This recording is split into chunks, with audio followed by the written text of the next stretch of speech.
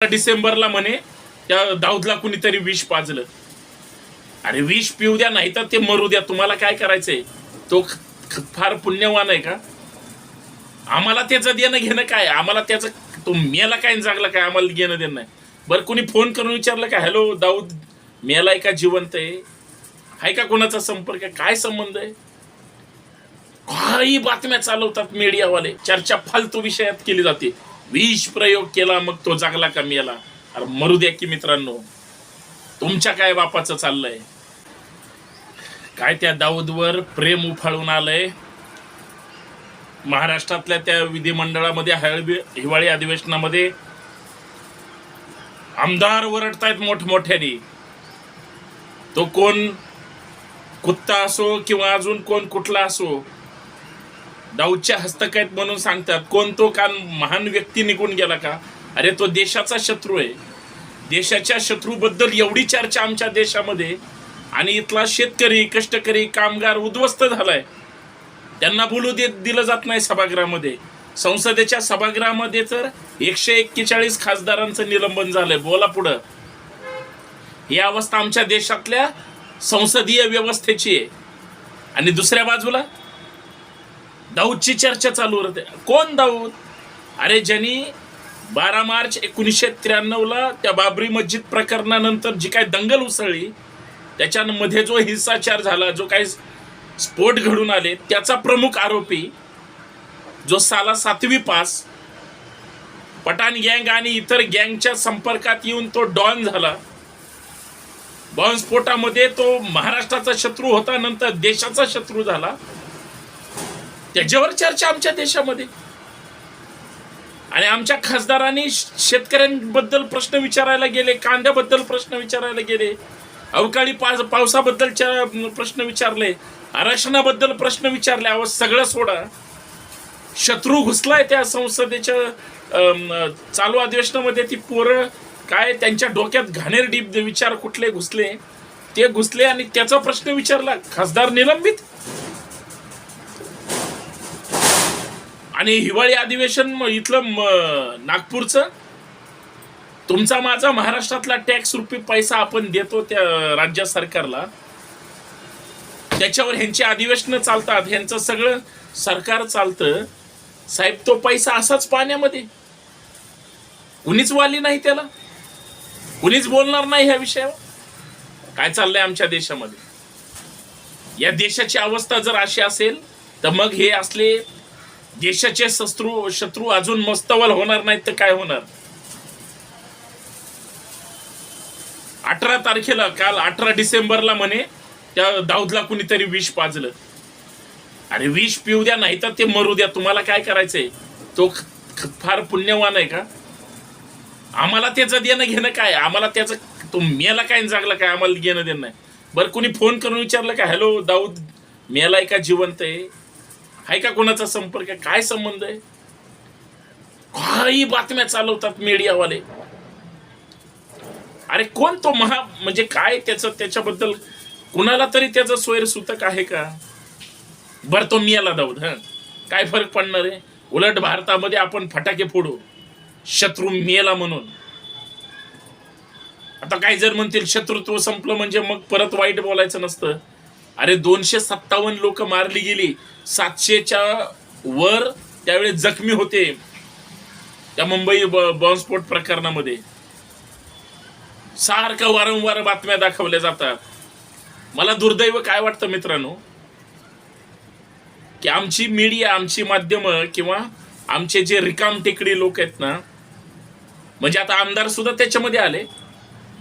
दाऊद तिकडं पाकिस्तानमध्ये, त्याचे वेगळे वेगळे राईट हँड, लेफ्ट हँड, अजून पुढचा हँड, अजून कुठला हँड.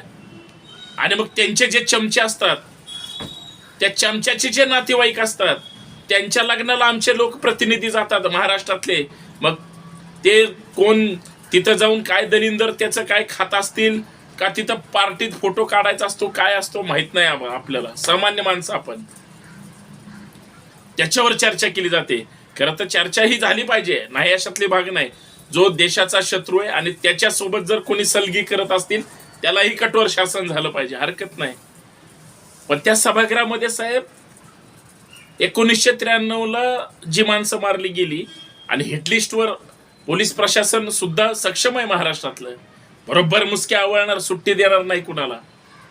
पण सगळ्यात महत्वाचा प्रश्न काय, ज्या सभागृहामध्ये अहो त्या आरक्षणामध्ये 50-60च्या वर झाले हो, आता 60च्या वर झाले आरक्षणासाठी आत्महत्या करायच्या.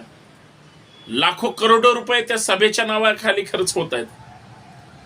सरकारने ते द्यायचं सोडून बैठकावर बैठका नुसत्या त्यांच्या चालल्यात, आणि आमदार मस्तवल तिसराच, तो कुठला कुत्ता, मिरची, अजून काय काय काय काय नाव आहेत ह्यांची. साले हे शासन पोलीस दप्तरी सुद्धा ह्यांच्या नोंदी आहेत. आणि मग हे जर अशा पद्धतीचं असेल तर ह्याच्यावर कुणालाच बोलायचं नाही, कुणाचाच कंट्रोल नाही. प्रशासन सुद्धा अशाच लोक बातम्यांना म्हणजे काही करतात, आणि सभागृहामध्ये होतात, त्याच्यामुळे बातम्या तर होणारच आहेत. चर्चा तर होतीलच, चर्चा तर केल्या जातात, पण चर्चा केल्या जातात कशामुळं, चर्चा केल्या जातात कुणामुळं, चर्चा कुणासाठी होतात, हा सुद्धा एक प्रश्नच आहे ना. आमच्या राज्याचे प्रश्न जर इथल्या सरकारला, सत्ताधाऱ्यांना, विरोधकांना, आमदारांना, खासदारांना कळत नसतील, खासदार प्रश्न विचारतात संसदेच्या सभागृहामध्ये. बघा, हिवाळी अधिवेशन सुरू आहे, इकडं नागपूरला राज्याचं सुरू आहे, केंद्रामध्ये तिकडं संसदेमध्ये दिल्लीमध्ये देशाचं सुरू आहे. देशाच्या हिताच्या प्रश्नावर चर्चा केली जाते, चर्चा नाही होत, चर्चा फालतू विषयात केली जाते. विष प्रयोग केला मग तो जागला का मेला. अरे मरू द्या की मित्रांनो, तुमच्या काय बापाचं चाललंय, तुम्हाला काय त्याचं घेणं देणं आहे का. पण नाही त्या गोष्टीवर चर्चा होते. हा सगळा हलकटपणा, पोरकटपणा आमच्या देशामध्ये सुरू आहे, आणि याच्याबद्दल कुणालाही राग यायला तयार नाही, कुणीही बोलायला तयार नाही.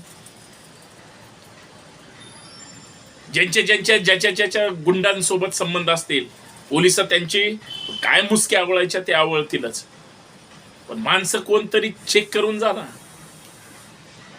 गुन्हेगारांसोबत संबंध ठेवले तर तुमची वृत्तीच गुन्हेगार आहे. हे बघा, मला ह्या सगळ्या चर्चेतून एकच सांगायचंय, तुम्ही जर एखादा दारुडा माणूस पकडला,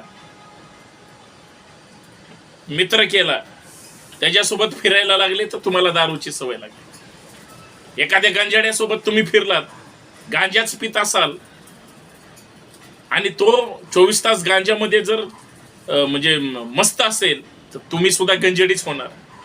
तुम्ही जर जुगार खेळायला लागले तर जुगारी होणार. तुम्ही जर मटका लावायले तर मटका किंगच तुम्हाला म्हणून ओळखलं जाणार, कारण सवयी तशा लागतात, तुमचे मित्र तसे. आता जे आमचे लोकप्रतिनिधी किंवा कुठलाही माणूस असू द्या, जर डॉन लोकांसोबत फिरत असतील तर आता ह्यांना काय डॉन व्हायचंय का. सगळा कसा येड्याचा बाजार आहे. राज्याच्या सुरक्षेचं काहीच वाटत नाही याला. देश सगळ्यात महत्वाचा आहे, आपलं राज्य सगळ्यात महत्वाचं आहे, आणि सगळ्यात महत्वाची आपली कायदा सुव्यवस्था पाहिजे. गुंडांना पोचतंय कोण. फक्त एकदा सगळ्या पक्षांनी सुद्धा या माध्यमातून माझी विनंती आहे, ऐकत असेल कोणी त्यांचे चेले चपाटे तर, कुठल्या पक्षात गुंड नाही तू. आज सगळे नामचीन गुंड सुद्धा व्हाईट कॉलर झालेत. आता त्यांना नाही जमलं तर बायकाला उभं करतील, करणार आहेत. याच्या अगोदर सुद्धा झालेत. सगळ्या पदावर, घटनात्मक पदावर त्यांचीच लोक बसलीत. सामान्य माणूस उभा राहिला तरी त्याला धमक्या देत असतील. परिस्थिती आहे आमच्या राज्याची, देशाची. कोण बोलणार ह्या विषयावर. साहेब, मला हात जोडून एवढीच विनंती, पहिली चर्चा काय असेल ते तुम्ही ऐकलीये.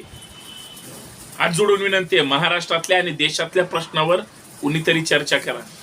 आज महागाईचा प्रश्न भयानक आहे, बेरोजगारीचा प्रश्न पोरांना नोकऱ्या नाहीत, पोरींचे वय निघून चाललेत, लग्न नाही झाले, बापाने शिकवलंय आणि नोकऱ्या नाहीत, काय करणार ते.